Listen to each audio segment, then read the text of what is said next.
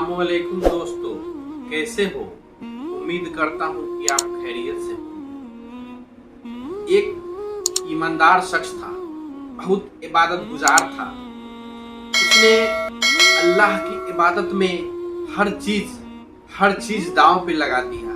वो इतना इबादत कर रहा था, इतना चलते बैठते उठते कहीं जाते खाना खाते हर वक्त अल्लाह अल्लाह अल्लाह।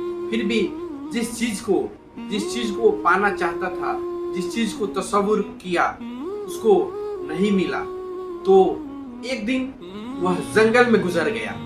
जंगल में हाथ में तस्बीह, हाथ में मुसल्ला लेकर जंगल में चला गया और इरादा किया कि हम अब इस गांव में, इस शहर में नहीं आएंगे, इसलिए कि हम अल्लाह के हो गए हैं।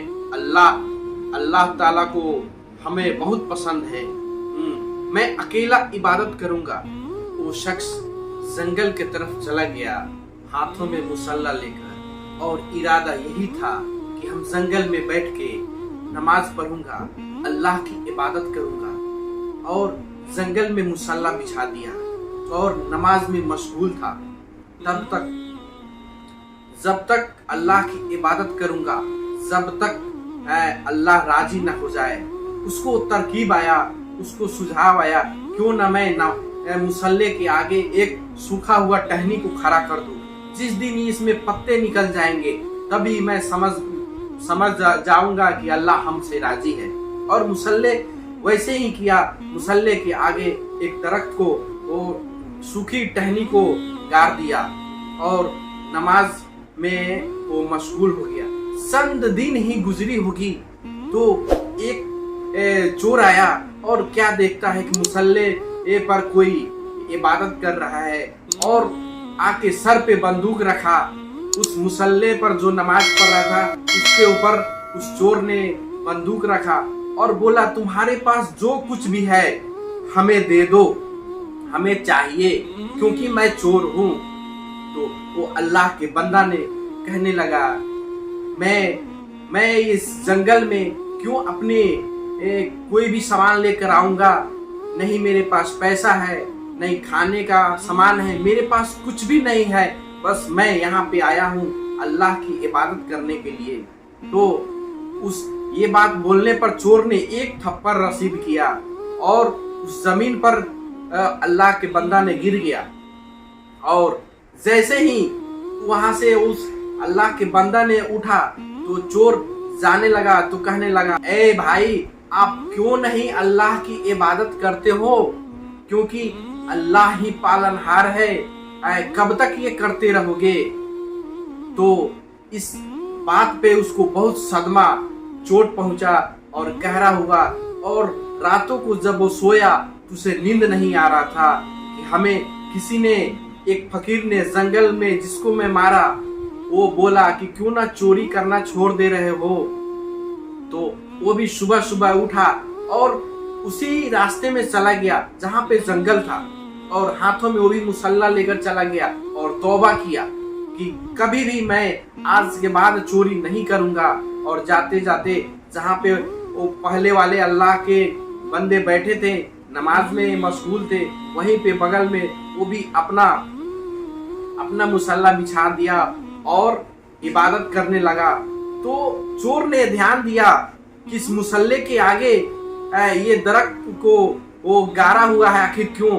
जब ये पूछा तो हैरान हो गया कि कभी सूखा लकड़ी भी कभी हरा हो सकता है क्या? फिर भी उसके दिलों में ख्याल आया कि हो सकता है मैं भी बहुत बड़ा गुनहगार हूँ। आज तक मैंने चोरी किया, चोरी के सिवा कुछ भी नहीं जाना। वो भी एक सूखा हुआ टहनी लेकर आया और उस मुसल्ले के आगे गाड़ दिया, उस दरख्त को गाड़ दिया। जब गाड़ दिया तो उसे ऐसा लगा कि जंगल में कोई रो रहा है। जब चोर ने बोला कि भाई देखो ना, जंगल में कोई रो रहा है, क्यों ना हम लोग चल के उसको मदद करें? तो उस अल्लाह के पहले वाले बंदा ने बोला, हम यहाँ अल्लाह की इबादत करने आए हैं, अल्लाह की इबादत करने आए हैं, इबादत के सिवा हम कुछ भी नहीं करेंगे। तो चोर को ये ख्याल आया, आप जाए या न जाए, मैं तो जाता हूँ देखने क्या माजरा है कि कोई इंसान रो रहा है, कोई शख्स रो रहा है। तो जब चोर वहां पे गया, तहकीकात किया तो दिखाई दे दिया और कोई चिल्ला रहा है, पानी से बहुत प्यासा था और चिल्ला रहा था, मुझे पानी चाहिए, मुझे पानी चाहिए। तो उसी वक्त चोर ने पानी लाया और उस शख्स को पानी दिया जो प्यासा था। जब पानी पिला दिया तो फिर वह आकर इबादत करने लगा। तो कुछ ही दिन गुजरे तो चोर जो दरख्त गाड़ा हुआ था, तो उस सूखी लकड़ी धीरे धीरे हरा हो गया और टहनी में पत्ते आ गए।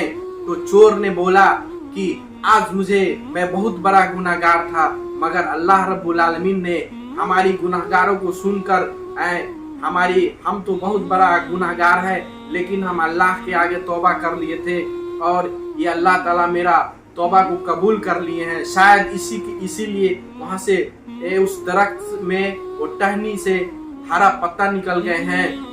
फिर वह घर की तरफ रवाना हो गया और इधर पहला वाला अल्लाह का बंदा था, वो अपने किए पर पछतावा कर रहा था, किए पर अफसोस कर रहा था कि हाय मैं क्यों न गया किसी शख्स को मदद करने के लिए।